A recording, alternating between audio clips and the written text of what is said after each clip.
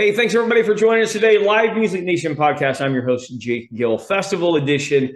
We today are with Eric Schoendaler, and he is from the Hoisington Chamber of Commerce. They host a Labor Day weekend spectacular. And Eric, thanks for joining us. Thank you. Thanks for having me. I appreciate it. And yeah, I'm excited to talk about our big Labor Day. Give us a little background on you, Eric. Where'd you grow up, and talk about your position with the chamber?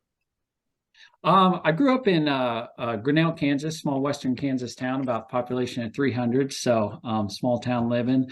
My main job is I work at a local bank here in Hoisington, and then I took a position on the board with the Hoisington Chamber. This is my fifth year being on there. I've been the president, and now I'm the treasurer.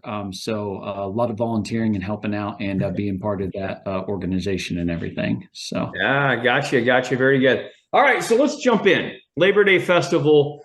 Someone that's never been to Hoisington, never been to your event, they hop out of their car. I always ask these three questions. What are they going to see? What are they going to smell, meaning food? And what are they going to hear, meaning music, environment, etc.? Well, if they roll in on that Friday of Labor Day, it's going to be jam packed that day. We shut down our street that day. We shut down Main Street, so no traffic going down our Main Street. So we line the Main Street with vendors. We have a barbecue contest going on during that time, and then that Friday night we start out with we normally do a tailgate for the football game with a beer garden. So we kick it off that night, and then Saturday it's jam packed. We have citywide garage sale. We have touch a truck for the kids. We have a street market downtown, and then we've done a poker run. And then Saturday night, that's where we've had Jake Gill. We've had you come and perform on our Saturday night event. So we have live music or a live event on Saturday night, along with all of our class reunions. And then Sunday, we really ramp it up. Sundays are one of our biggest days. We have a demo derby starting at noon that day. So beer garden, food, demo all afternoon. And then Sunday night, we have another live performance on our Main Street. So we really take advantage of that. It's cool having everybody out on our Main Street, beer garden again. And then Monday is the largest Labor Day parade in Kansas. It starts around about 10 o'clock and lasts all the way till noon. That gets over, and there's street vendors. There's vendors all day throughout Monday, and finally Monday night it winds down. But about from Friday to Monday, good food, lots of activities, and there's something for everybody. There's no way you can be bored once you hit Hoisington on Labor Day on Friday. No, that's for sure.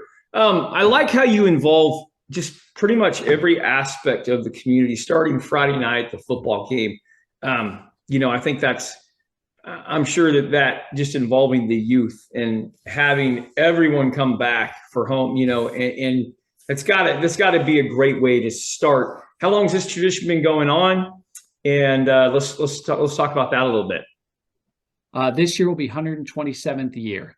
Oh my So, gosh. I was even looking when we had you back in 2016, we just added so much, like the touch a truck. And for those touch a truck, we bring in fire trucks, military vehicles, things like that. We've had the world's largest potato come. We just bring in all sorts of different things. And like I said, we're in our 127th year. We try to make it bigger and better every year. Like I said, some of our staples are the demo derby. It's one of the biggest around. This year we're actually trying to on Saturday night, one of our live events is going to be like the little go-karts. We're going to add that and make that a part of it, and that's looking like that's going to be a pretty big event too. So we just continue to add to it and try to bring more events for our town.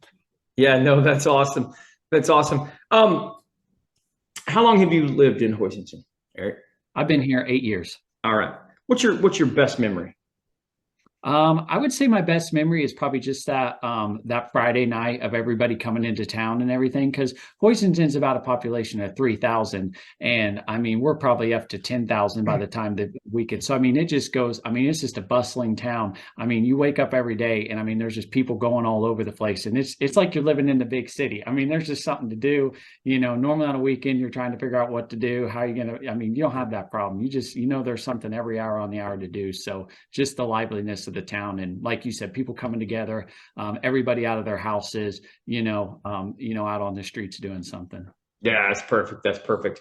All right, Eric, this is a segment of the show. You get to ask me a question. If you're going to ask me a question, what would you ask? What do you finding to be the what do you finding to be the most challenge coming out of COVID and everything, and kind of live events? Are they ramping back up, or how's it going for you?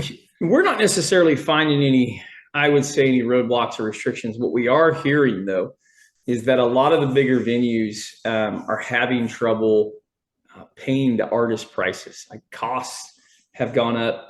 Fuel's coming back down a little bit, but everything from bus drivers and truck drivers and insurance just seems like the just inflation, and that's being reflected in what the venues are being asked to pay. So that's probably the one thing we hear consistently, is that the venues, or the people that are responsible for paying for the music and the entertainment, they're the last one. And there's always that in between, because they know what a ticket price will sell and what it won't sell for. And so it just kind of leaves the producer and the artist and the management in the middle, and somebody's got to give. And I think part of the problem that we saw was that coming out of COVID, everybody came back on tour. I mean, you've got guys from the 70s and the 80s that are touring now like they were then. And a lot of that is just to make up lost revenue as it goes through there. So, yeah, that's probably the biggest thing that we've seen, is just the cost of things like inflation as it could be.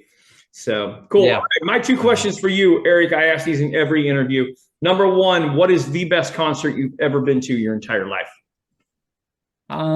Best conference I've probably been to is I went to Wichita one year, and they had Hunter Hayes, Lady Antebellum, and can't think of the third, but they had like a mix. So it's every hour on the hour somebody else came out. Sir. So it's kind of cool to have that mix and get to go to that. So I enjoy that. And I'm a country music guy, so that was pretty cool to get that mix of different music. Dead or alive, you could bring one musical act to Hoisington to your event.